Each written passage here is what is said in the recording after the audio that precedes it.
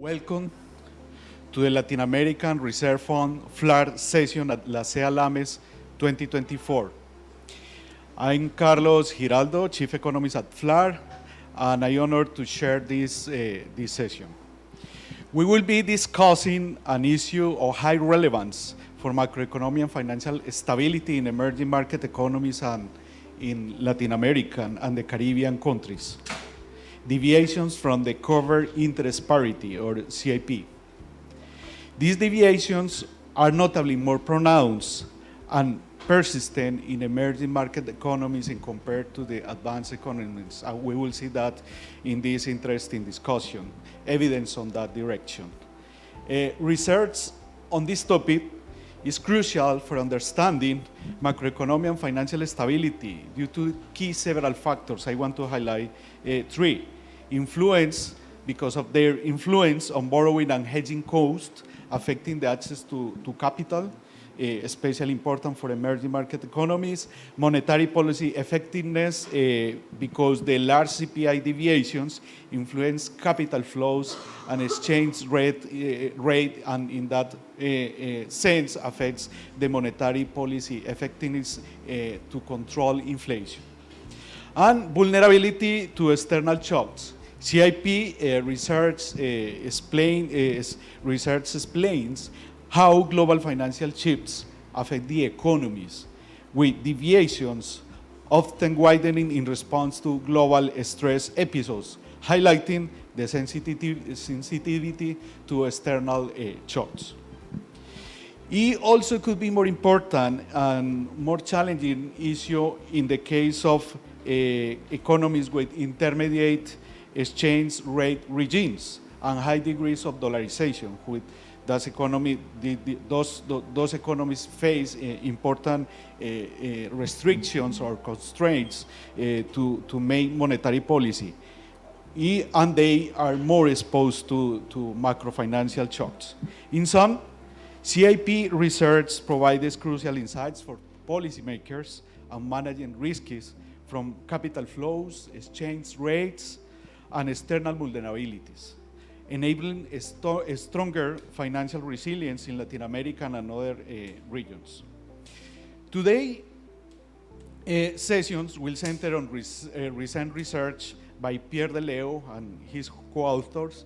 Pierre is assistant professor at the University of Maryland, who will provide a 35-minute presentation on his findings. Following his presentation, we will have insights from Mariana Garcia, head of economic research at the Central Bank of Chile, and Esteban Tisnes, a researcher at the Central Bank of Uruguay. Each discussant will offer their perspectives for 15 minutes, after which we will open the floor for the Q&A session, inviting reactions, comments, and questions from the audience. So thank you for joining us to this dialogue. And with that, let's begin with Professor De Leo's presentation. Pierre specializes in international macroeconomics and finance with focus in emerging economies. His research examines how expectation formation and financial market imperfections influence exchange rate dynamics, impacting monetary and exchange rate policies. Pierre, thank you so much for accepting our invitation to participate at this session, and the floor is yours. So thank you, Carlos. Thank you, everyone at FLAR, for organizing this session. Thank you for having me. It's an honor, and thank you for coming. I appreciate it.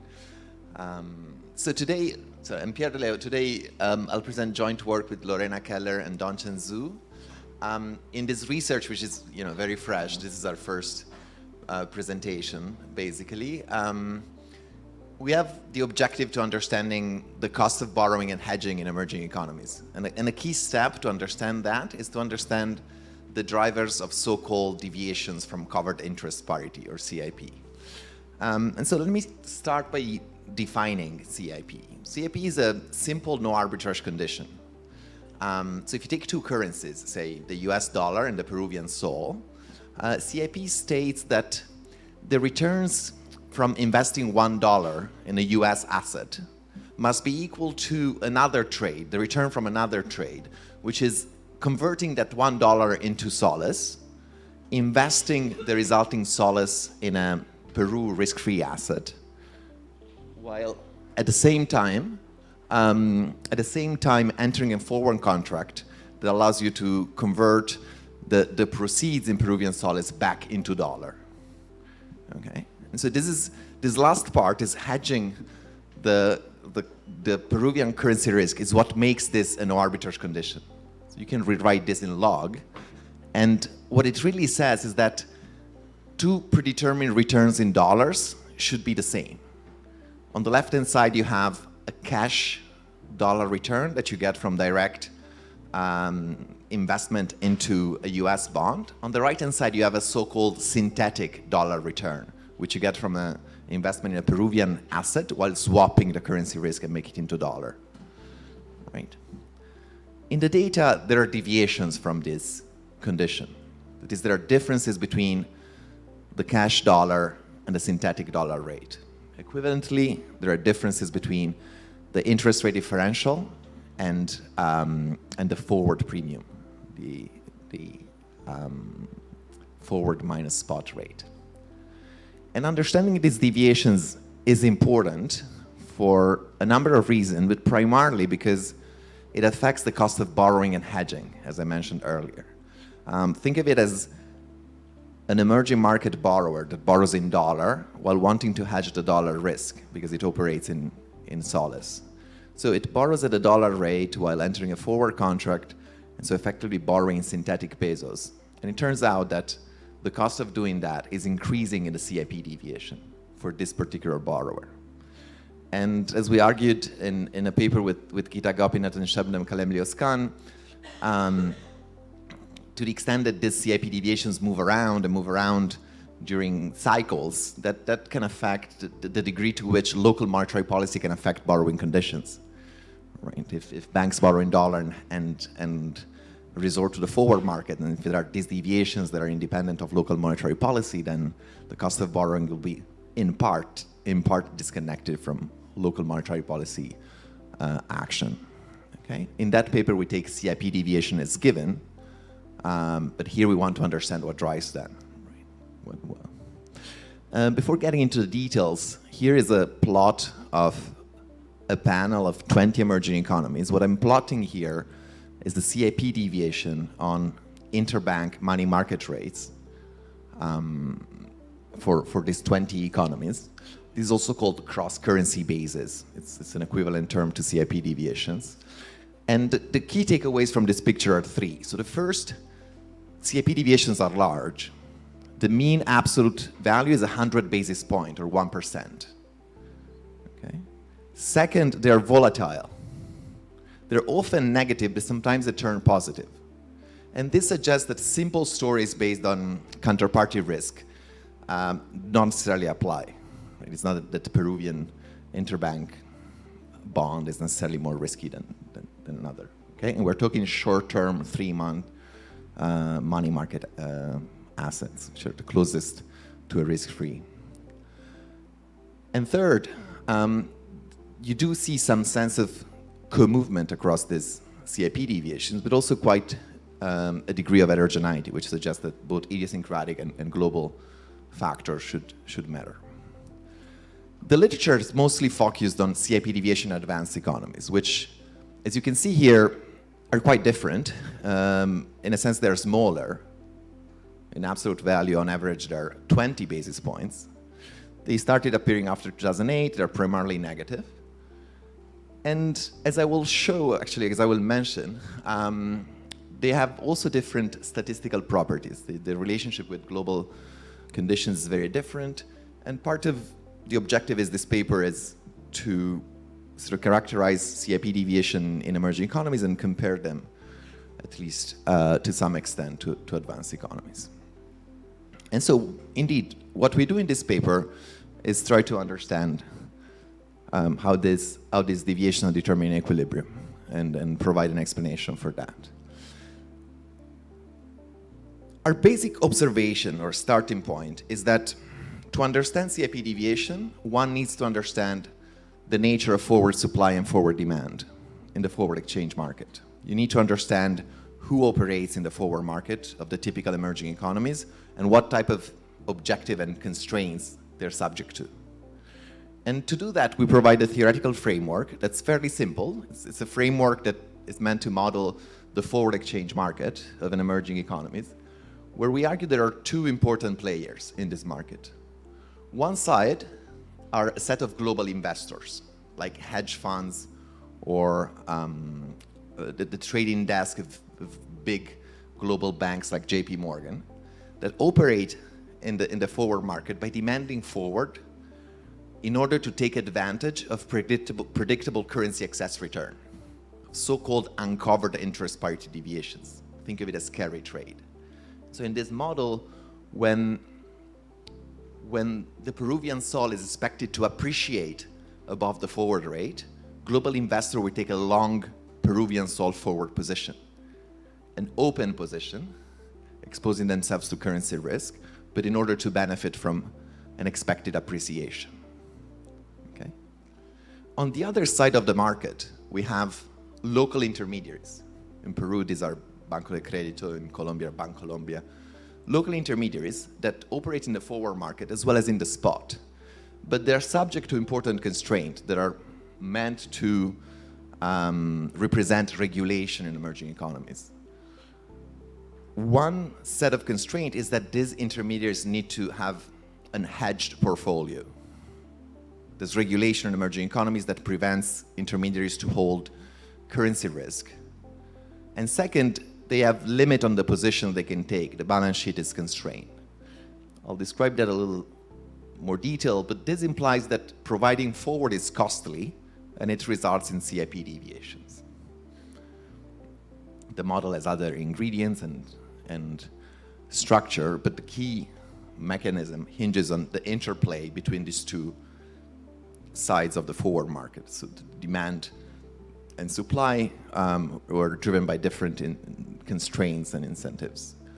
And we use the model to derive a set of testable predictions that will guide the empirical analysis, and we'll confront the model with two types of data. One is detailed micro-level data from the Peruvian forward market, where we can observe the positions of local intermediaries, global investors and other actors, and their co-movement with CIP deviations and other relevant variables, as well as we look at macro data on CIP UIP deviations. This is standard data that people look at. Our model will have prediction along those lines, and then that's where we test.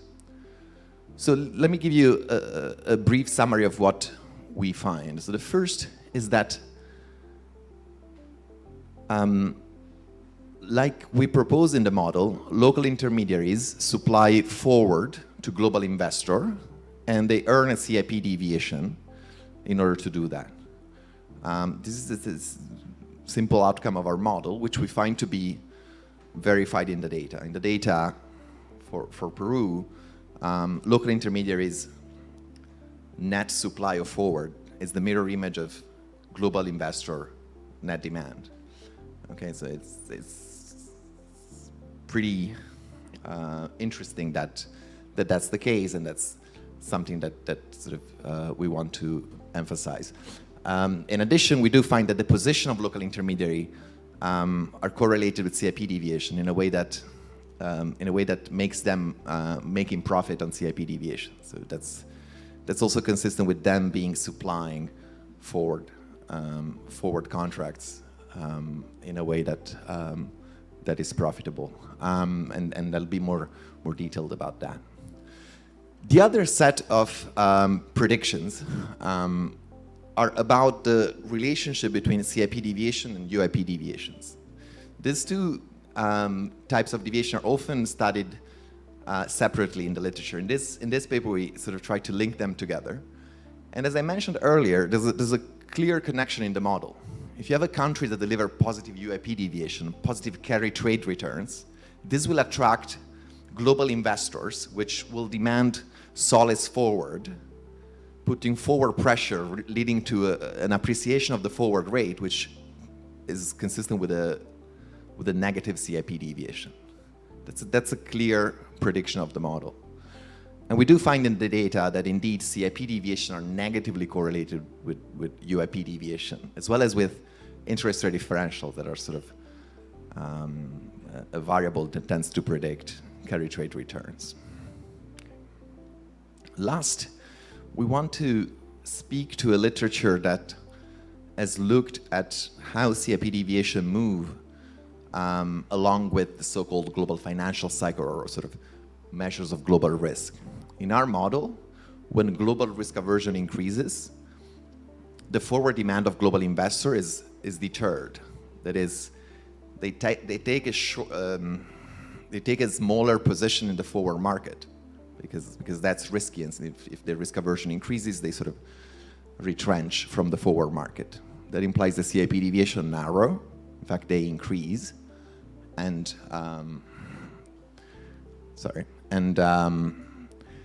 and that's a key prediction of the model. And we do find that in data, indeed, the common component of CIP deviation in emerging economy moves around with global risk factors like the VIX or the dollar index in a way that's consistent with the model, at least qualitatively. And in Peru, we do see that the forward demand of global investors is correlated with measure of global risk. When global risk factors sort of increase,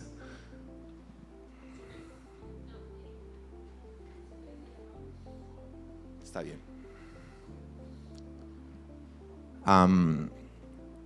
Indeed, the forward position of global investor tends to move in along with global risk factors. Okay, so we connect to a number of literatures in international finance. Just what we think is a key contribution here is to characterize the sources of forward demand in a way that's different from what is typically done in the literature on advanced economies. Here, the key motive for forward demand is so-called speculation. It's this carry trade driven motive, which is distinct with what people emphasize, which is hedging, or some preference for some bond relative to the other, which is convenience yield. And these are sort of very different predictions on how CIP deviation move. And these are satisfied in emerging economies. They're a different prediction from other mechanisms. Okay, let me get into the details of the model. So I'll primarily focus on the forward market. In the forward market, as I said, you have global investors, which are investors domiciled outside of the home small open economy, that trade with local intermediaries, which are subject to local regulation. So a key assumption that we make, and this is key to distinguish emerging from advanced, is that, as you see depicted here, global investor cannot trade in the spot or local bond market short term. Okay, there's segmentation effectively that global investors only act primarily in the forward market. And so you may ask, why? And what we mean to capture here are a number of institutional features of financial markets in emerging economies. Here I'll say a number of examples from Peru. Some of these apply to other countries as well. So if you look at Peru, only local intermediaries can access the central bank primary auctions for money market instruments, which are those you need to take advantage of UIP deviation through bonds. In addition, foreign investors domiciled outside of Peru, often have to pay fees to trade certificate of deposits, other important money market instruments. Interestingly, only local intermediaries can trade in the Peruvian sol dollar spot market. And in order to trade in that market, even to see the prevailing exchange rate, you have to go through them, and they charge a margin. In addition, to take advantage of UIP deviation through bonds, foreign investor will have some time to borrow in local currency. But there are restrictions to do that too. In Peru, you cannot take deposits if you are domiciled outside of the country in soles from households, right? And so there are these pieces of evidence on institutional features that we do argue are similar in other economies as well, with some differences, of course. But the key takeaway, sort of stepping out from the specific examples, is that the forward market is an integrated forward market. It's easy to access. Okay, while the local short-term risk-free bond market is sort of, it's more costly to access. Okay? And if you start adding fees, you understand why sort of one is preferred to the other, and we make it a stark assumption that global investors only operate in the forward market. Okay. So then the question is, what is the return from investing in the forward market, and what positions do global investors take? So the return from home currency long forward position in the forward market is the forward price of the dollar minus the tomorrow spot price of the dollar. Okay, so if the dollar depreciate tomorrow more than the forward rate, you make money out of this. Equivalently, if the soles appreciate, you make money out of this if you have long forward soles position. Okay, it's as simple as that. I can rewrite the return on this forward trade as including two components: a realized UAP deviation, the difference between interest differentials and realized exchange rate changes, and the CAP deviation. This tells you a couple of things. First, that even though global investors cannot access the bond market directly, they can actually take advantage of carry trade returns through the forward market, through the forward trade. Second, that the forward trade return and the UAP return are not the same. They differ because of CAP deviation. And so actually, if CAP deviation are negative, they might still be willing to take a long soles forward position if UAP deviation are sufficiently positive. And one question is that this literature is, okay, some banks benefit from CAP deviations with certainty, some lose, why others lose? And if you only have access to the forward market and you want to gain from carry trade, you might be willing to lose part of the trade. Okay, but what position do you take as a global investor? We assume that global investors have mean variance preferences. They like expected returns. They dislike variance in proportion to this parameter gamma.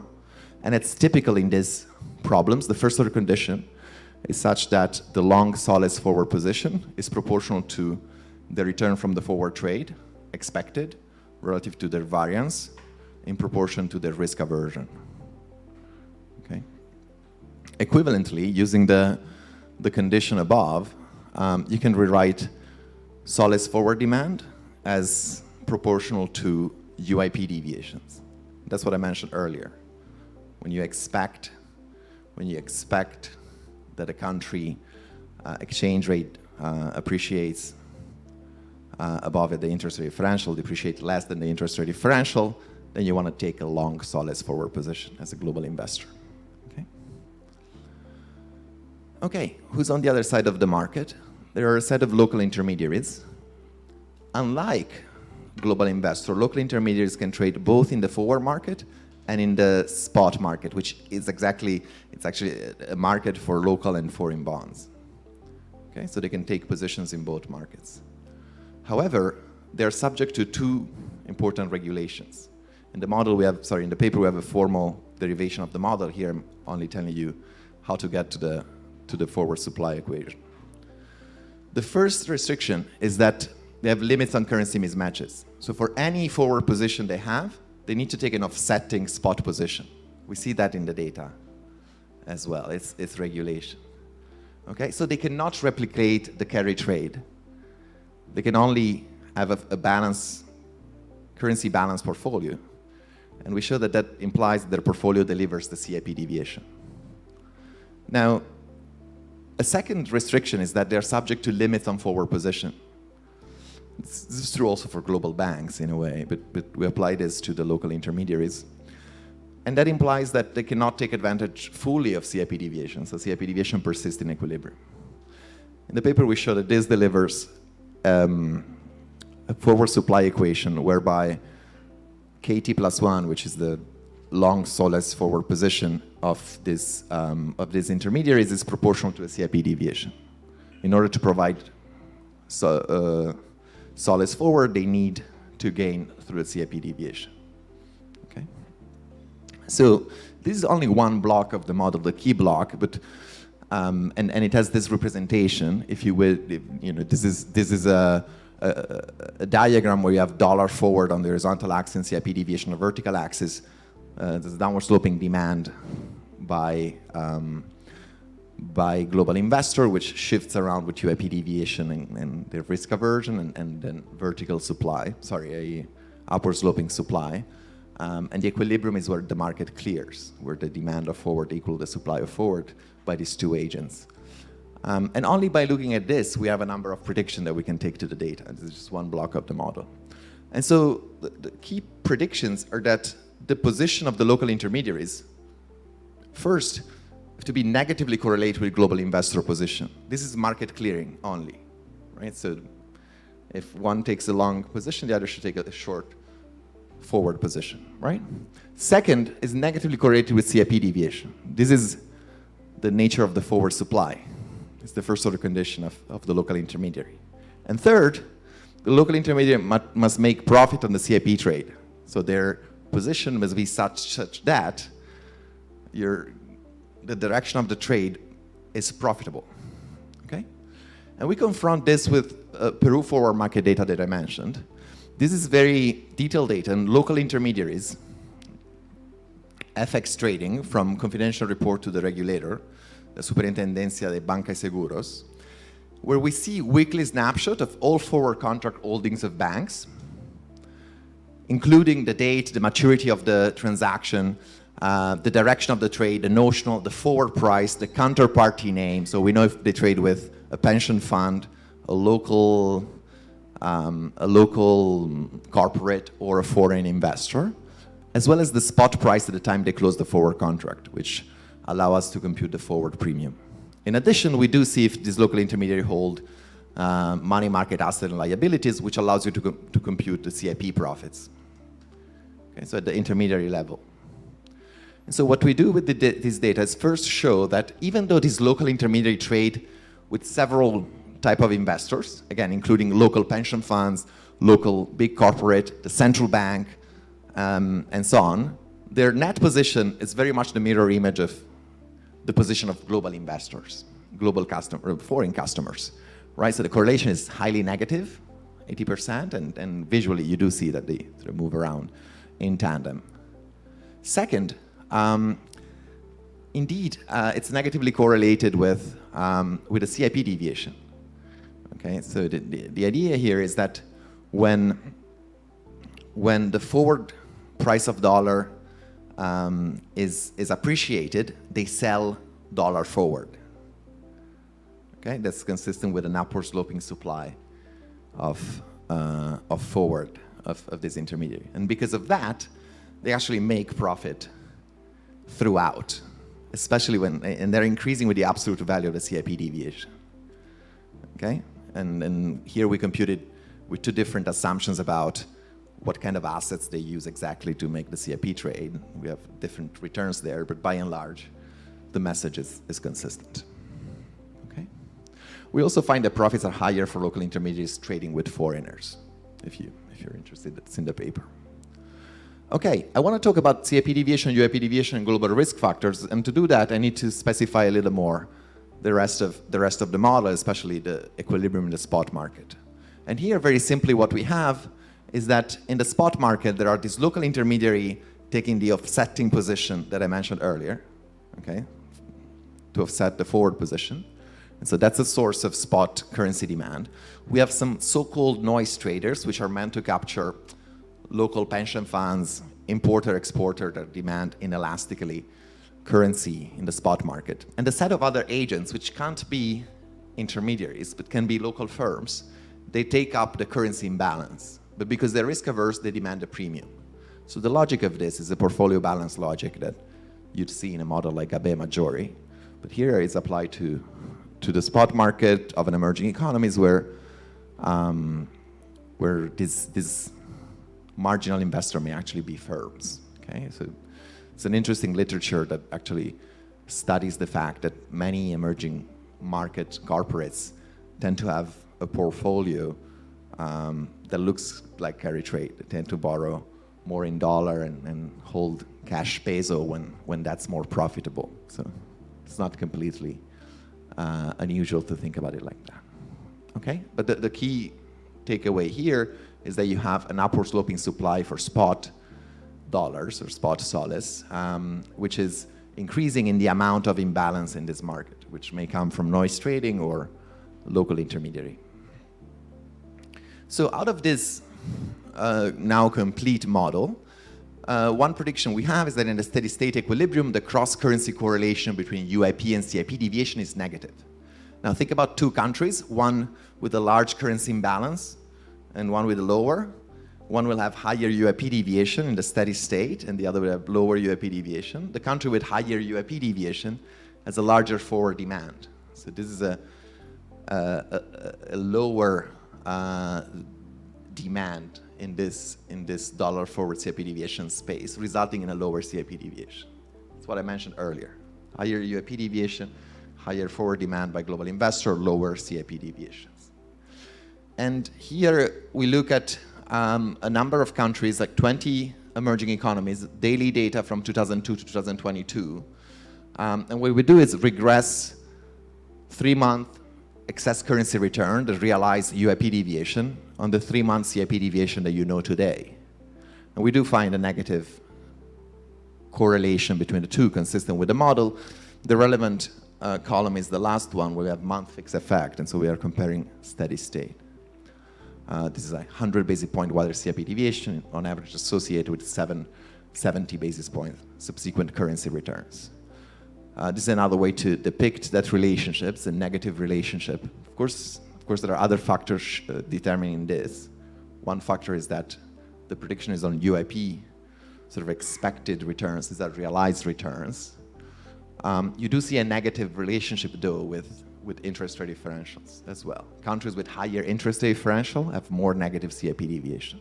That's consistent with the idea that if there are carry trade profits to be made, you want to take advantage of them through the forward market, and you invest in countries with high interest rates, or maybe you take longer forward position in countries with high interest rate, which pushes CIP deviation to be more negative in equilibrium.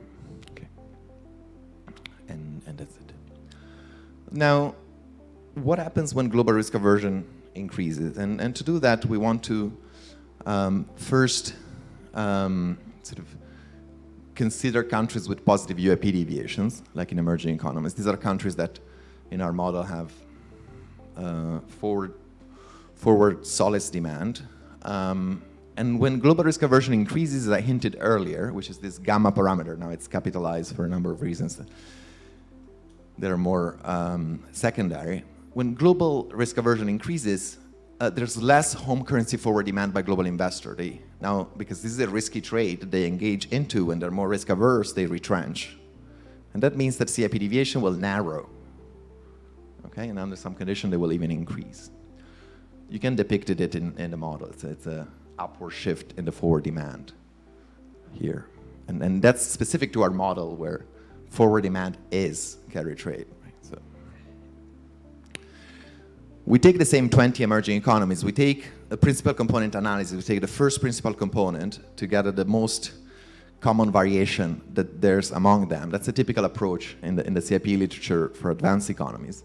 And we actually see that the first principal component, the common component, explains about 90% of common variation in CIP deviation across emerging economies, is highly correlated with measures of global risk, like the VIX and the dollar index. When there's higher risk, these two variables increase, and CIP deviation also increase. So become less negative and potentially positive, consistent with the model. Interestingly, in advanced economy, the exact opposite happens. And I may get to there later. Okay, and so here the dollar index is a barometer of risk aversion in this literature. When risk aversion increases, dollar appreciate. Some people interpret it like that, and we follow that lead. Likewise, in Peru, when the dollar index appreciate, there's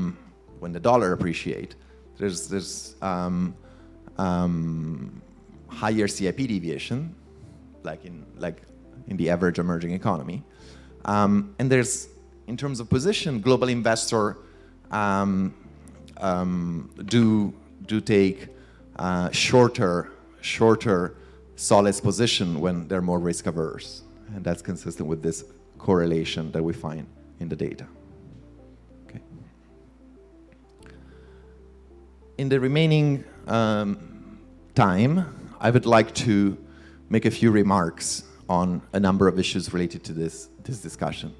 So the first, as I mentioned earlier, this is a model of, in the literature in finance, they call it speculation, but it's really, you take a forward position not to hedge currency risk, but to expose yourself to currency risk that's potentially profitable on average.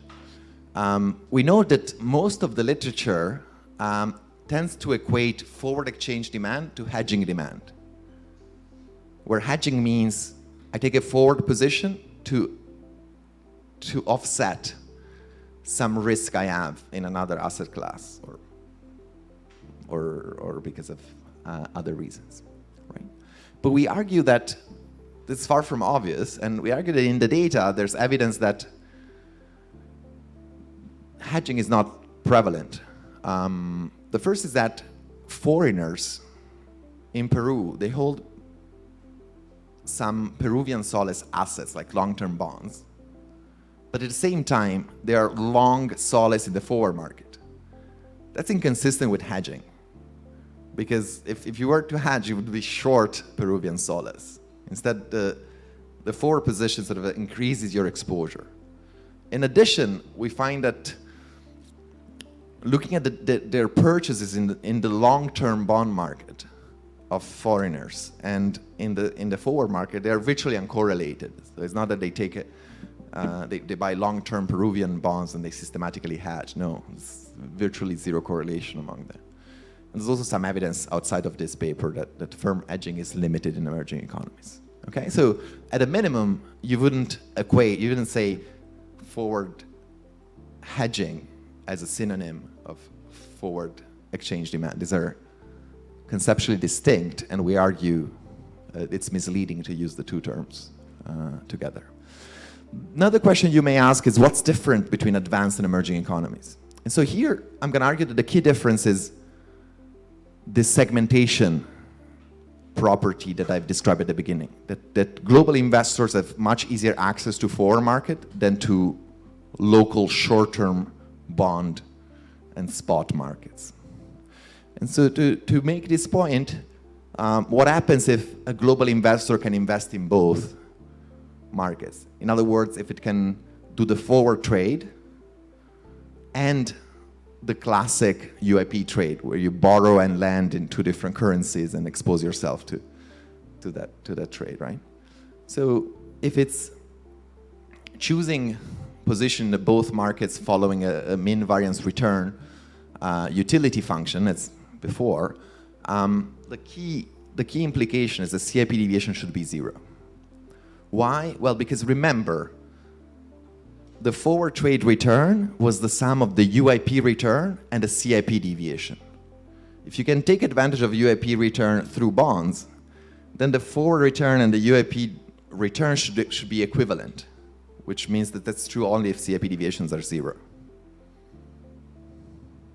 Okay?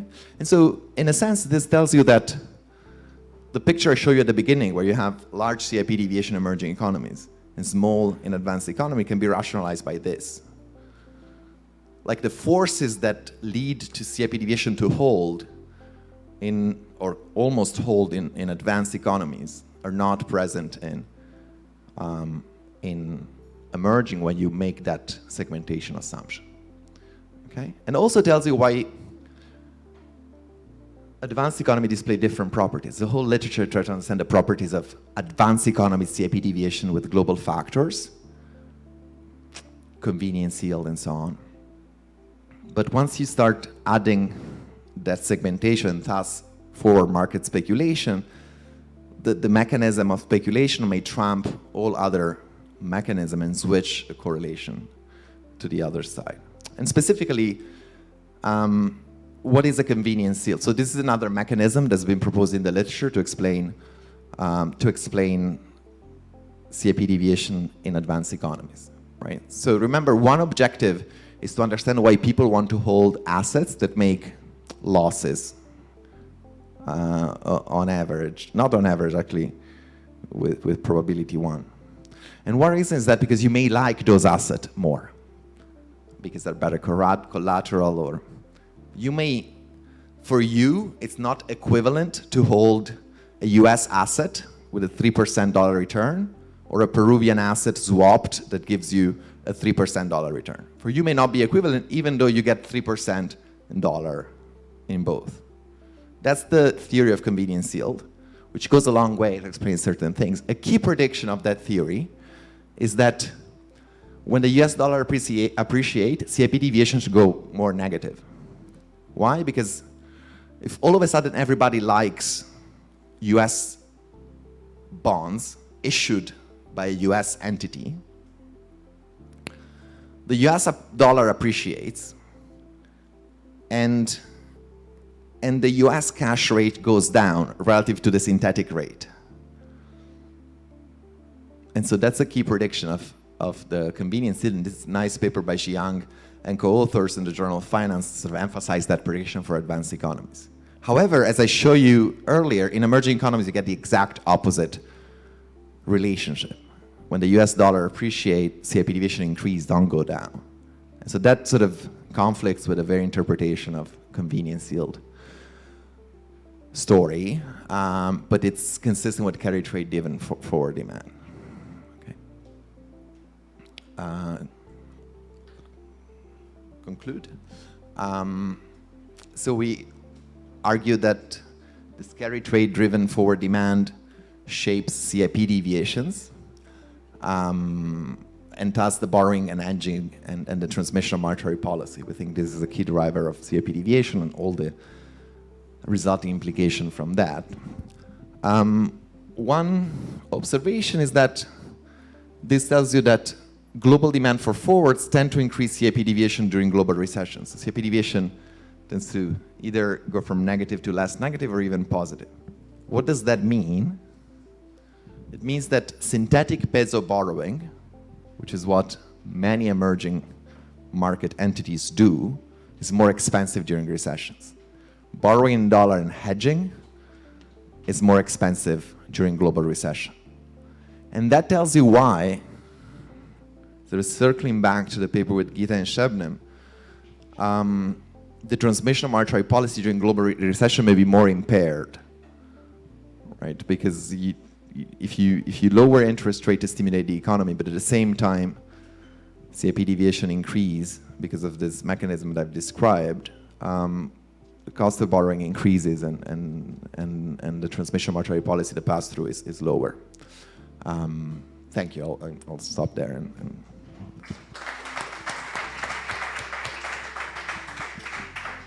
Thank you. Thank you, Pierre, for your stimulating presentation that is based for our discussion. You show us how fluctuations in risk tolerance of global investors affect CIP deviations, with more significant deviations seen during periods of global financial stress. Maybe it could be amplified in a long-term view from uncertainty coming from geopolitical factors in the future, maybe in a next research or something related to that. And it's also interesting how authors' model indicates that during the periods of global risk aversion, global investors reduce their forward positions in emerging market currencies. All the Latin American economies know that it is causing important volatility depending on the exchange rate market structure. And also the relationship with, between currency return expectations and global liquidity conditions can limit the monetary policy effectiveness. I see many possible implications for monetary policy, financial policy, and macroprudential policy design depending on the characteristics of each country. But we will discuss about that later. And now I will give the floor to Mariana, who is going to give us her comments on Pierre's presentation. Mariana holds a PhD in economics from Columbia University. She joined the Central Bank of Chile in 2008 as an economist analyst. Between 2015 and 2022, she was a senior economist at the modeling department at the same institution, and now is the head of research of this institution. Mariana, thank you for being with us, and the floor is yours. Thank you. So I'm very glad to be here to be discussing Pierre's paper. So thank you, Carlos, for the invitation. It's actually my first time in LACEA and my first time in Uruguay. So it's two things first time, so I'm very, very happy. I'm not a financial economist, so I'm like a maybe old version macroeconomist, I think, for like nowadays. So I'm gonna give my point of view from that angle.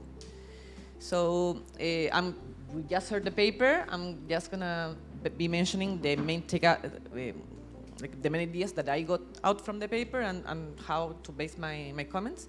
So this paper proposes a model of foreign exchange markets, spot and forward, and shows support for its predictions in macro and also in micro, with the granular Peruvian data. So the model, the main parts I took was that foreign investors demand foreign exchange to profit from predictable currency returns. There are speculative forces confined to forward markets because they don't have access to local bonds or to spot exchange markets.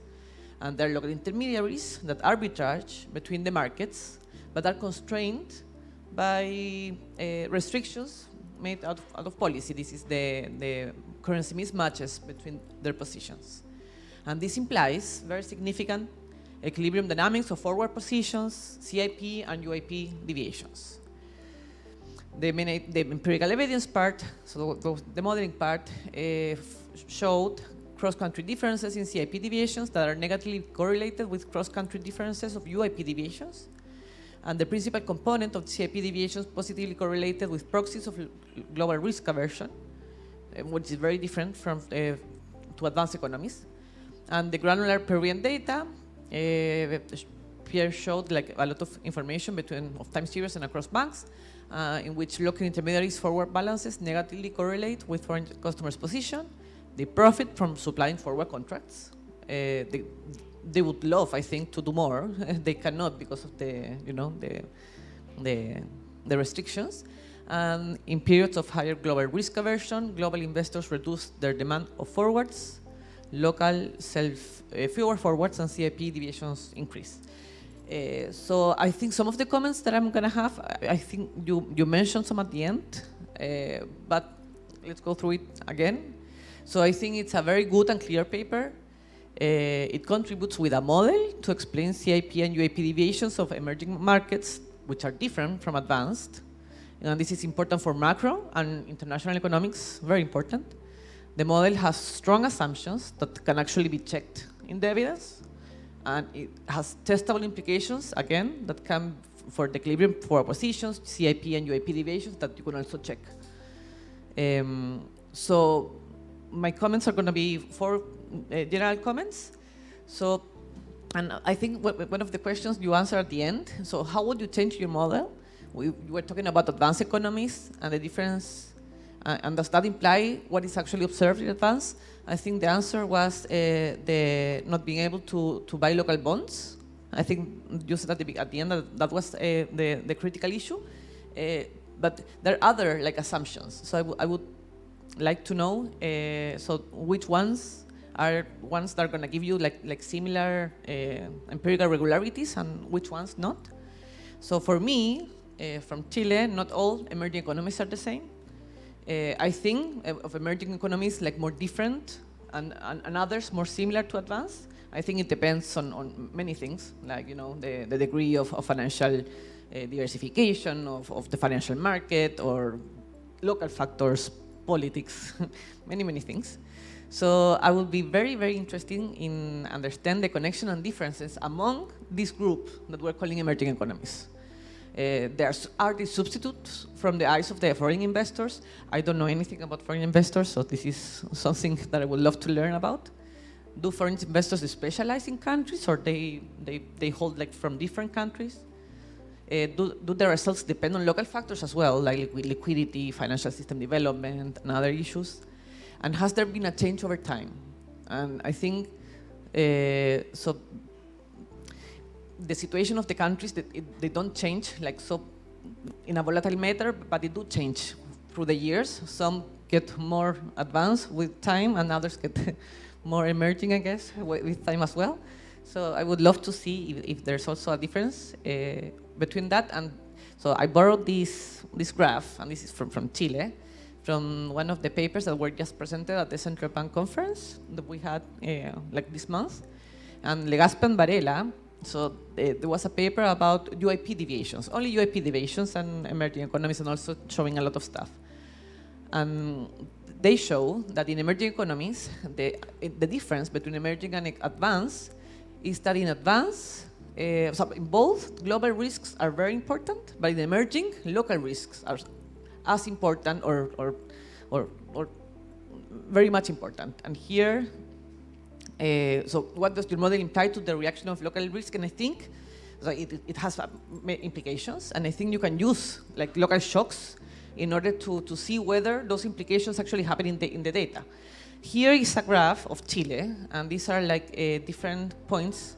And so a very important local risk that we faced was the outbreak of social protest in Chile, which was kind of at the end, I cannot show it, but at the end, and also, of course, this draft of the new Chilean constitutions. So I see those two shocks, which are like at the end of the sample, very important risk shocks of Chile that didn't happen in other countries. Although some countries did experience some, discussion about constitutional issues at the same time.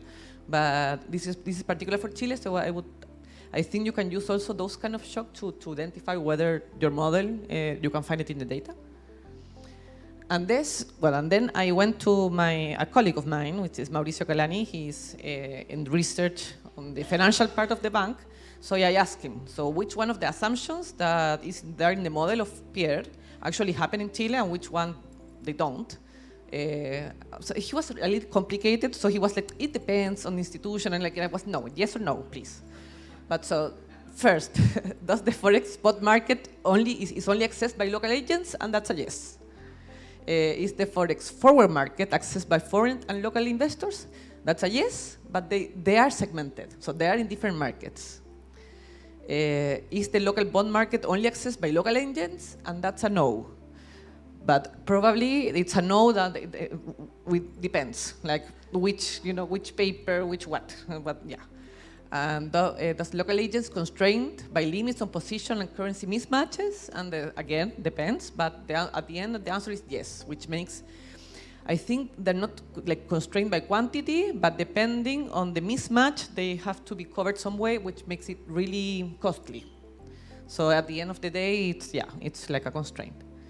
So I would be really interested to understand the implications of your model. If one of these assumptions is relaxed, which one is the one that implies the observations within the data, and which one it doesn't.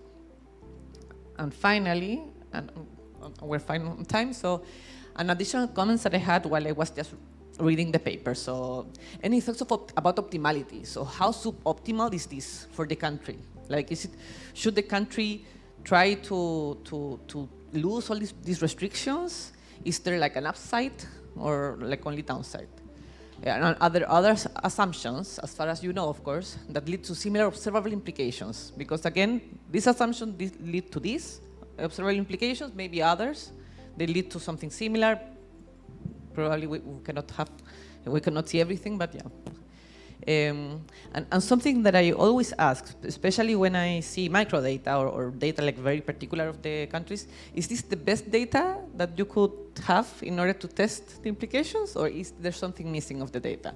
And that's, I think, an exercise to identify like possible data and to look for the data maybe in another country, maybe, And since we are from the Central Bank, in both of the discussions, what is the implication for monetary policy of a small open economy? So should we be doing something different than advanced?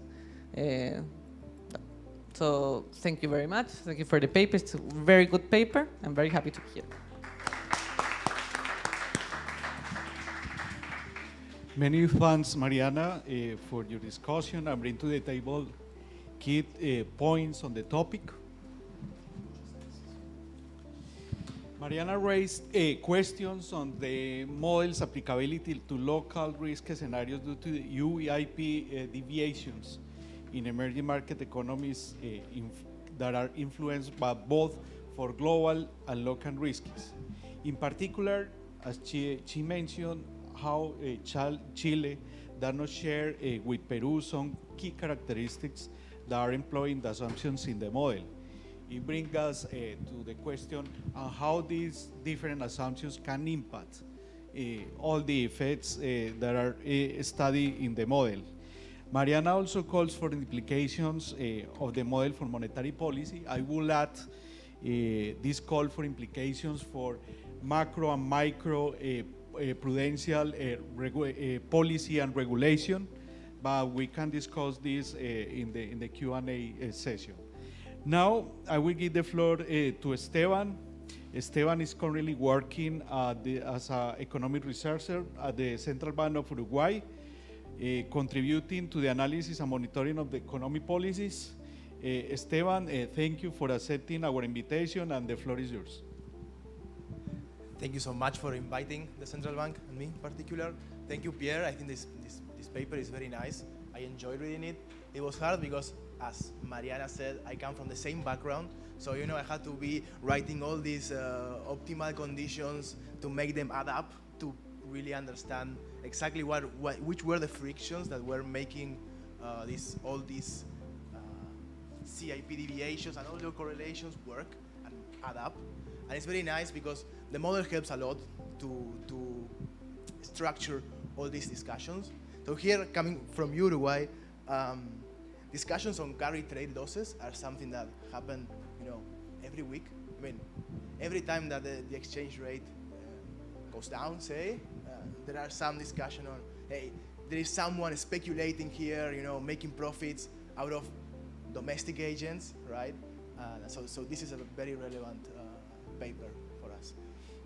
So I would like to start, although Pierre did a very good job introducing the topic, I want to give a bit of a perspective on where the literature comes from. So basically, the literature started studying the breakdown of the CIP condition after the global financial crisis because, as Pierre showed, it broke down, right? And this condition is kind of at the heart of international financial markets because the argument is kind of, I mean, it's very strong. If you have someone that is optimizing, there cannot be arbitrage conditions in a market that works well, right? So in equilibrium, you shouldn't have arbitrage. And this is, the literature has taken this as evidence of currency market segmentation. And in particular, so currency market segmentation is a friction that predicts this CIP deviation and some direct effects of portfolio shows in the flows, in the determination of equilibrium exchange rates and the effectiveness in particular of foreign exchange interventions. But until recently, as Pierre said, the literature has focused on CIP deviations in advanced markets, especially highlighting the role of regulation after the global financial crisis. Okay, and this paper, among some very recent ones, are studying how CIP deviations are different in emerging markets. In particular, something that Pierre showed is that these CIP deviations happened way before the global financial crisis in emerging markets, right? So this, and then they are wider and more volatile, and the reaction to this risk of episodes is something that differs from so for advanced economy. So the paper, what does it? So they are asking themselves, what are the determinants of both foreign currency demand and CIP deviations in emerging markets? And what they say is the main force here is exchange rate speculation, right? How do they convey this argument? Is they build this model and they propose this model of forward and spot exchange rate markets where you have these two sources of frictions, where the first one is this segmentation, right? And this has been highlighted, both of them. Global investors do not have access to a spot market. If they could, in the end, this whole idea of no arbitrages in equilibrium should break, right? That's I think that's the first key friction, and the other one is this regulation that makes local investors who are able to arbitrage the two markets not be able to do it because they have position limits, right? And then they provide evidence on some of the model's assumptions and on the predictions. I will not go too much into that. I would like to speak a bit more about the model. So this I borrowed from the paper. Now in the presentation he has nicer colors. No, now, this is all gray and sad, but you have a nicer version. So yeah, so I'm going to go over a bit how the market and the model works. So global investors are demanding forward, and they are making these profits from speculating in these currency returns. Then the currency forward traders are the ones that are arbitraging, but they cannot do it fully, you know, with unlimited position because they have some regulation that prevents from that. And then, okay, you have the spot traders, but then you have these noise traders. That is something that I know the literature uses, but I don't like them too much, in particular because these are noise things, right? These shocks that they don't have any correlation, and I will go a bit further into that in a few slides. Okay, so this I already mentioned before. I don't want to be repetitive. Then they go to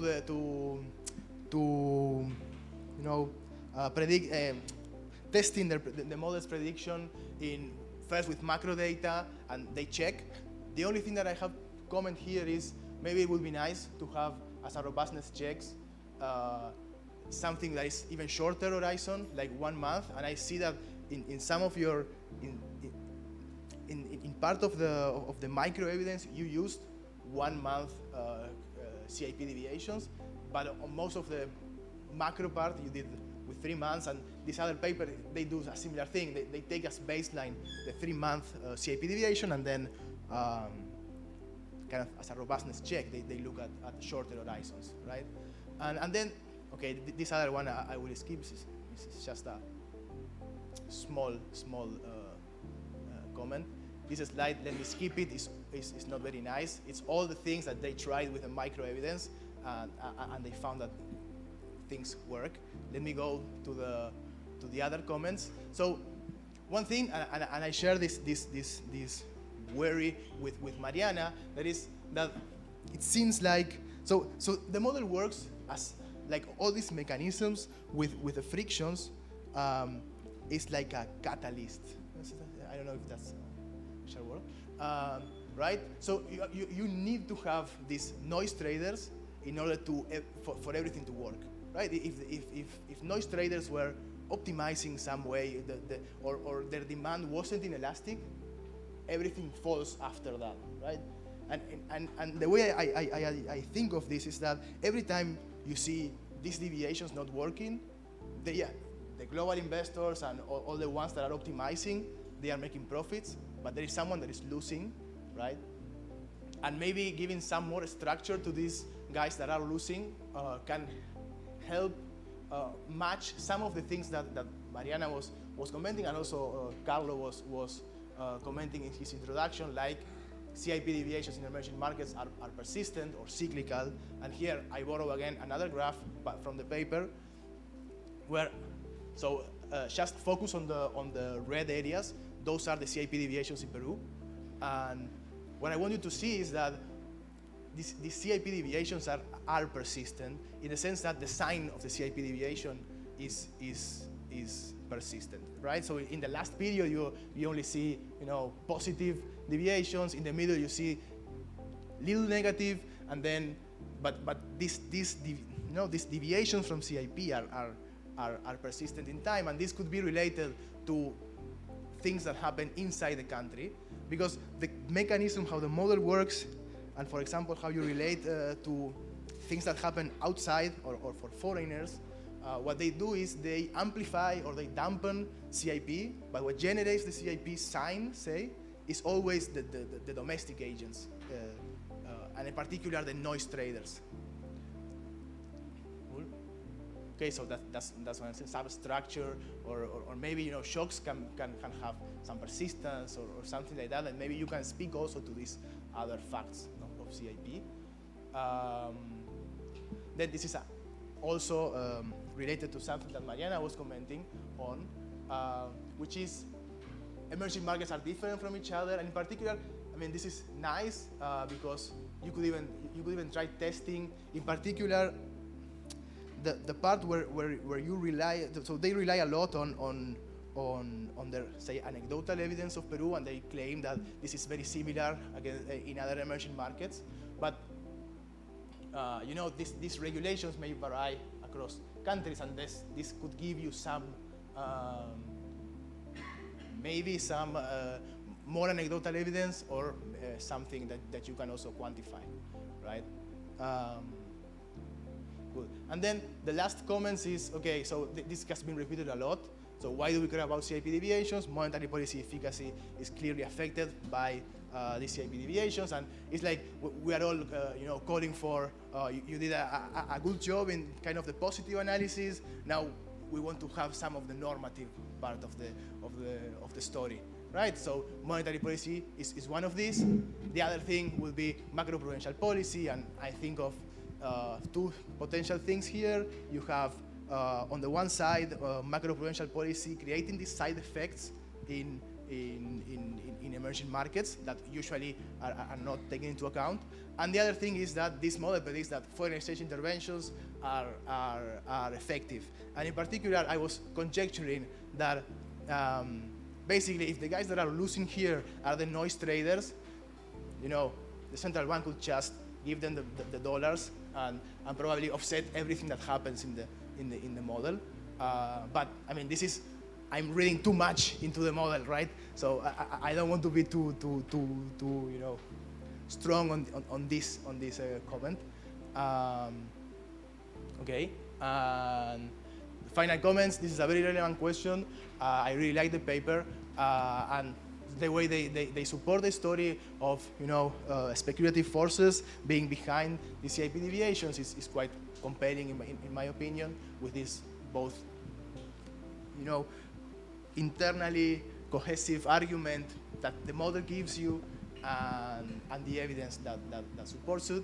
And then the last bullet is just, yes, we want more normative analysis on this now. I mean, this is the first step, that's nice, but then we would like more of that. Okay. That's it.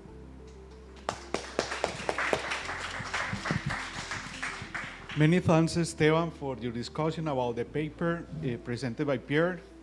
You made an interesting perspective from a partially dollarized economy as the Uruguay's.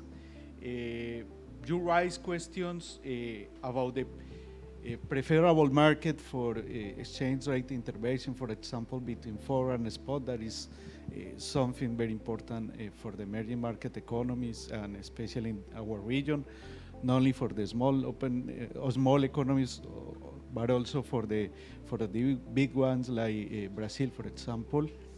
And the role of traders as pension funds and households with dollarized liabilities.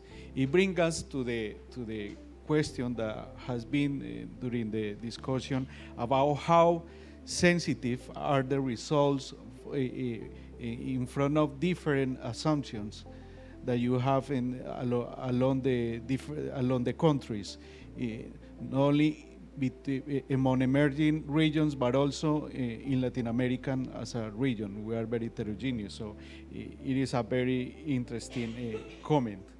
And much of the aspects you comment on Uruguay also apply to other non-dollarized economies in the region. For example, as you mentioned, the discussion about how to extract some conclusions between exchange rate market intervention and the spot and the forward market. Maybe great part of the answer will depend on the microstructure exchange rate market. So it is a very important, maybe an anticipated conclusion of this dialogue. But before that, we are going to give the floor to Pierre to listen to his reactions on the very interesting comments from Mariana and Esteban.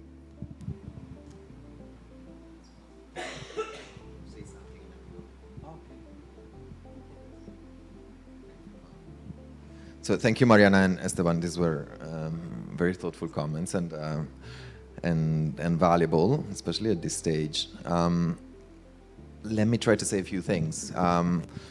So indeed, here in the model, the difference between advanced and emerging is not their development status, not the level of GDP. It's really the degree of segmentation of foreigners into them there.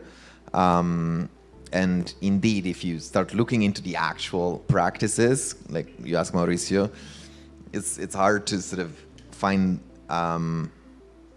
it's not one variable, it's just you have to look at the whole set of possibilities and constraints, but there seem to be, like in the spot market, there a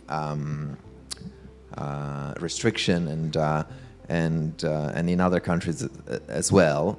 But sort of having a metric of that and going back to Esteban's sort of suggestion of looking at cross-country, look at sort of different degrees of segmentation, they have different properties. It's a bit complicated because of this reason, because there are different types of regulation and quantifying them is a little harder. But that's indeed the thing that to us differentiate emerging from advanced at a very high level. This is easier access to forward markets. The other thing is, within emerging economies, I agree with you. I mean, in our model, they're identical, except for currency imbalances, which come from noise trade, which probably is not the right word.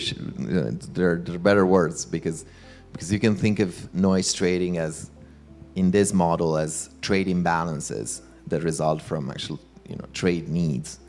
And so if a country is a net importer, it will have currency imbalance that's inevitably persistent, and so you can think about it like that. But that's the only difference, and that's what creates currency imbalance, UAP deviation, chasing UAP deviation, all the mechanism goes through. But I agree with you that countries may differ for different reasons. If Chile has lower UAP deviations than Peru, it may also be that Peru is perceived as more risky. And so in the sense, the expected return from the forward trade and the variance of the forward trade, they may be correlated, and then it becomes more complicated to understand what the model predicts. But I think it's an excellent comment that we should sort of think about. I'm happy to talk more about certain of these things. One more comment, and then I'm happy to take questions, is so to answer the question of sort of what's the optimal design of financial regulation, you need sort of a more sophisticated model that tells you sort of why these regulations are there in the first place. We sort of observe that they're there and study how they shape dynamics. But I think it's a very interesting question.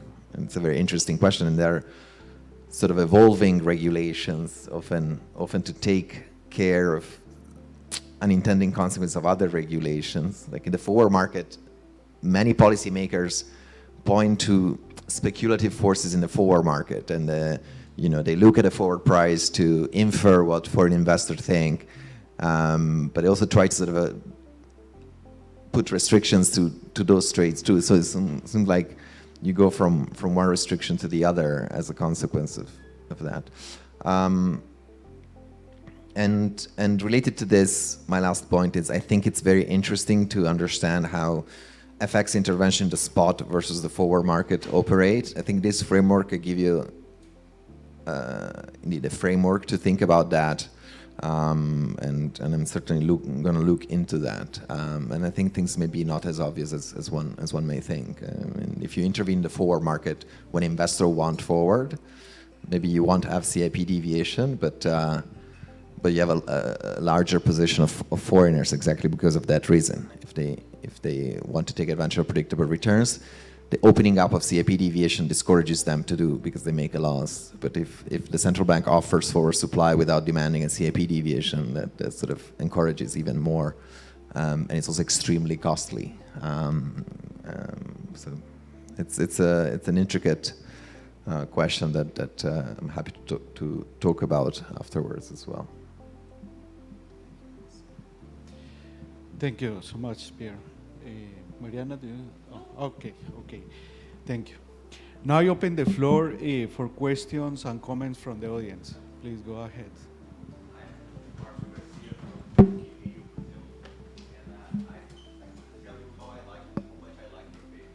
Wait. Okay, I'm Marcio Garcia from PUC Rio, Brazil, and I couldn't tell you how much I liked your paper. So I've been following these covering interest parity differential for Brazil for at least 30 years. And at the time, after the real plan, we had a currency that moved very slowly, like 7% per year in order to bring inflation down. So it was not a fixed exchange rate, but it was a semi-fixed exchange rate. So everything you had to do, of course, there was a lot of risk, as there was also in Argentina at the time, even when there was 1 peso for $1. So there were forward markets, and there was a big premium, okay? And at that time, the current interest parity differential moved very much with the country, the Brazil risk, that at the time was the MB plus spread. MB, there was no MB plus at the time. But more recently, you have the CDS. And that's my first question. You didn't mention CDS as a measure of risk. Did you use it? And also, do you have any idea, because this correlation was perfect to the point that I could a good forecaster of crisis, there was the Russian crisis, the Asian crisis, etc., when, of course, all the speculation went out because they were gaining a huge premium. But, of course, if we devalued, as we eventually did, then they would lose.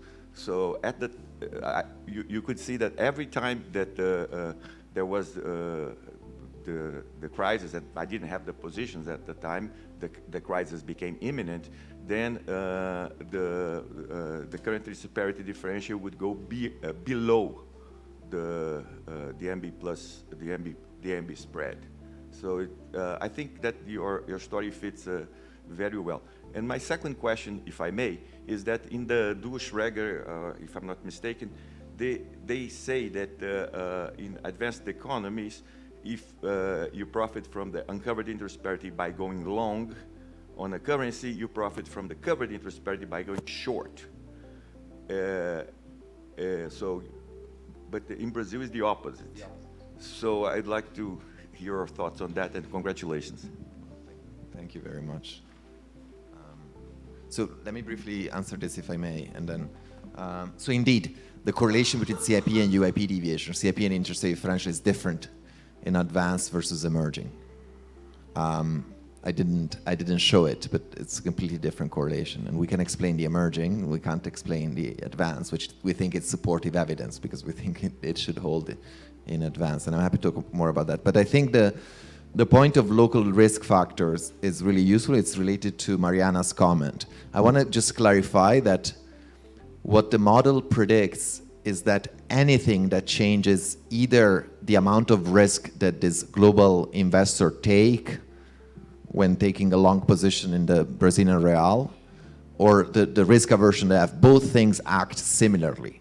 And so when they perceive the Brazilian real to be more risky, more volatile, then they retrench. And this can be due to factors related to political uncertainty, factors related to economic uncertainty that are all reflected either in the MB or in the CDS.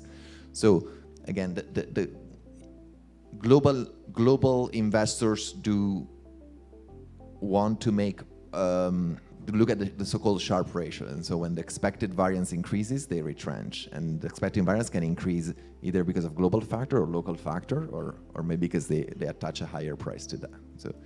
So I'm sympathetic to that, and we focus on global factor of risk, but maybe we should actually look into the local components.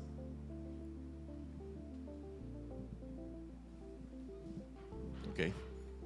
Hi. Well, thank you, Pierre. Claudio Radats from Universidad de Chile. So thanks for the presentation and the paper. I agree with Marcio. It's a very interesting work and a very nice perspective to think about it. So I guess I have several questions. I'm going to try to be brief on each one of them. The first one is that when I was at the IMF some time ago, we tried to do this to measure covered interest rate parity for emerging markets, and we found some kind of weird things when we were trying to construct it, because it's not obvious how to build them. I mean, for advanced economies, what are the rates that you use in order to build the CIP? It's very standard. You either do it in LIBOR, SOFR, OIS, etc. But in emerging markets, you have to make a choice. What are the rates? For instance, I knew that in Chile, it should have been the swap promedio cámara. It's a special rate. That's a rate you need to use. If you use a 30-day deposit, it's not going to be the right one, you see? So that's the first question. To what extent you are confident that the rates that you're using involve an actual possible trade? So you can actually do the trade with those rates. So that's one question. The second is, you emphasized segmentation and lack of access of foreign investors into the local bond market.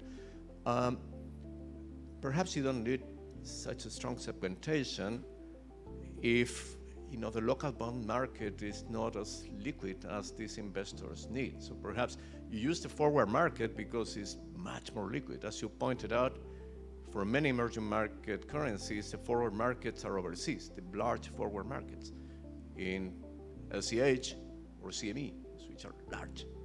So you want to take a big position in peso, then you can either go to LCH and do it, or try to get into a local market which is very liquid and so on. So perhaps, I don't know if you have thought about that possibility. Third is, you kind of dismiss counterparty risks very quickly. And I think that especially for the fluctuations that you observe in time is not that easy to dismiss. No? So forward positions need to be sustained. For that, you need initial margin, and more importantly, you need variation margin when there are movements in the exchange rate. And those things tend to coincide with episodes of market volatility, where liquidity is scarce and costly, and suddenly you need to go and put money to sustain your forward position because you got a variation margin call. And that probably correlates with VIX and all the other variables. Perhaps what you're capturing is that to some extent. So that's the other question. And finally, on heterogeneity, perhaps, I don't know if you have thought about trying to exploit that into your empirical analysis now. So there are differences, as the discussants pointed out, in terms of both the degree of segmentation. So for instance, several countries in your sample have bonds that are euro clearable. So in principle, these can be accessed by foreign investors directly without even entering into the local market. So you can do it through Euroclear, no? Chile is in Euroclear, I think several, Brazil, and so on. So there are several countries where you have that option. And also the presence of arbitrageurs in the local markets, besides the banks. So you're focusing on the banks, which is, I think for most banks, for most emerging markets is correct. But in some of these markets, you have arbitrageurs that are present and are important. In Brazil, for instance, you have large hedge funds that focus on currency. And those are not noise traders. So if there is a profitable opportunity, they would take it. In Korea, too. So to some extent, you have some variation across, in your sample, both in terms of the access of foreign investors to the local bond market, access to the spot market. Some of these currencies are in CLS, so they are actually quite liquid and you can access them overseas. And third, in terms of the presence of arbitrageurs, and perhaps you can try to exploit that variation to further test the implications of your model. So.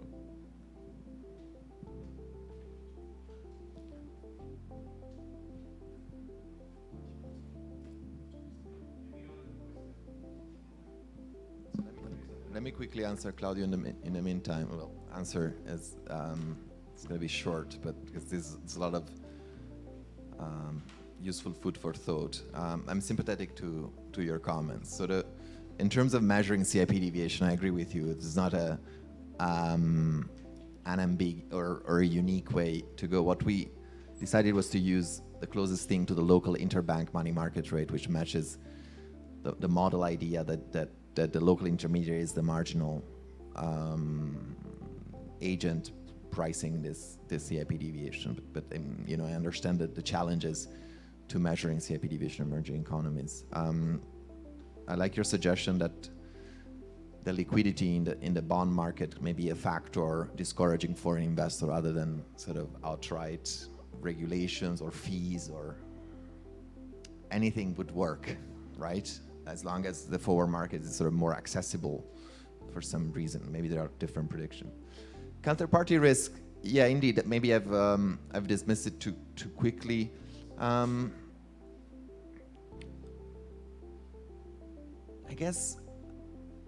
guess you'd need to explain both the big size of deviations and the fact that they turn positive at times. And I have to think through what form of counterparty risk would explain that. And I don't have an answer. I'm not saying it's not the best candidate, but I just have to think through it. And indeed, like you say, Brazil and other countries may have a larger risk-bearing capacity than others, right? Because of the different set of agents like hedge funds, local hedge funds, sort of absorbing imbalances in the spot market, and that may be a source of differences across countries, along with other. It's a good suggestion. It's a good suggestion. And this is exactly the set of issues that the model wanted to shed light on, and indeed, once you start looking at all,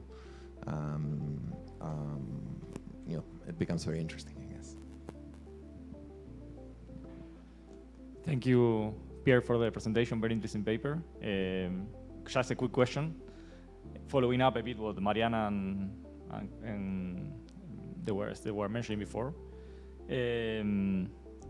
So if you exploit, so emerging economies are very heterogeneous, and you can potentially explore like the segmentation on different levels. I was thinking like you have this common factor that you are explaining, and you are finding that is highly correlated with the dollar index.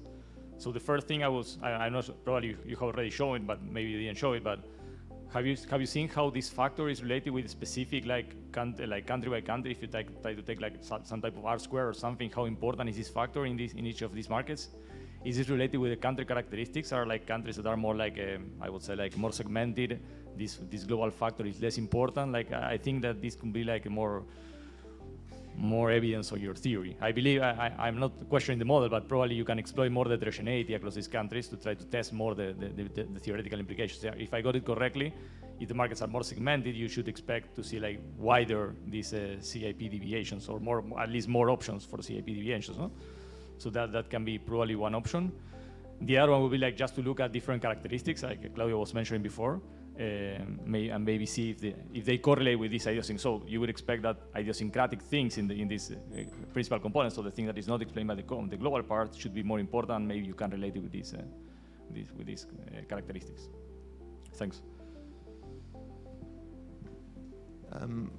I agree with this. So I understand the question of leveraging on some source of heterogeneity across emerging economies, and I think this is a valid thing, and there are different sources of heterogeneity. Some have been mentioned: risk-bearing capacity, different degrees of segmentation.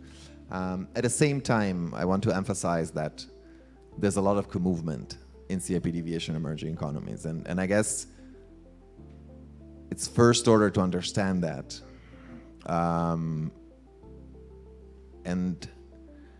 And the fact that there is the global forces drive CIP deviation, so it doesn't make it surprising that there's co-movement. And then there are potential different sensitivities to global factors, or potential different levels that might be related to the nature of local intermediation, regulation, and so on. But I wanted to say that this, yeah, there are different questions there, but the main question to us was like, what drives the movement? So if you take it on the other way, suppose you take this common factor, and then you see the loading of the effect that it has on each country. Is it bigger in countries that are like more segmented, the market, or something like that? This can be like another way you're focusing on the global and you're just seeing if these countries react more or less to this. I understood your suggestion. I think it's valid. You need a good measure of segmentation, and you need the key source of heterogeneity is segmentation. But I understand.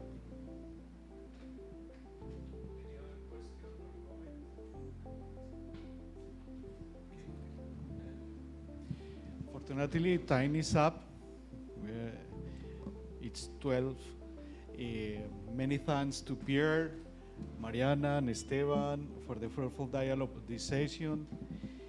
There are several key messages that have appeared during the dialogue, but I want to say that the study of the microstructure of the foreign exchange rate market is key to gaining deeper understanding. Because apparently the heterogeneity could impact the key assumptions of the models. It was a very interesting research made by Pierre, maybe for the near future of the research agenda. Is the most challenging aspect is to include this heterogeneity to capture different conclusions, especially for the monetary policy, monetary and financial policy, and macro and micro prudential policies. I think it will be very interesting. And thank you so much for your discussion, for your paper, for the comments, and the comments from the audience. Thank you so much. I ask for an applause. Thank you.